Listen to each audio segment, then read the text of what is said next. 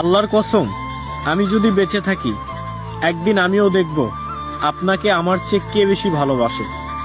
এক নিমিষেই সবকিছু শেষ করে দিলেন, যেখানে চাওয়া ছিল না কিছুই, শুধু ছিল নিঃস্বার্থ ভালোবাসা।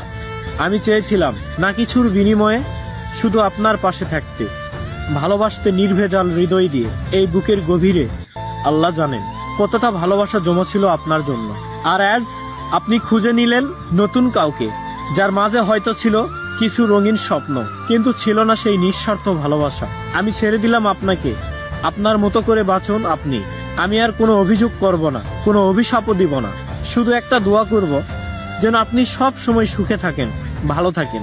আল্লাহর কসম করে বললাম, একদিন এক নিঃসঙ্গ মুহূর্তে আপনি আফসোস করে বলবেন, পাগলের মতো একটা মানুষ আমাকে নিঃস্বার্থভাবে ভালোবেসেছিল।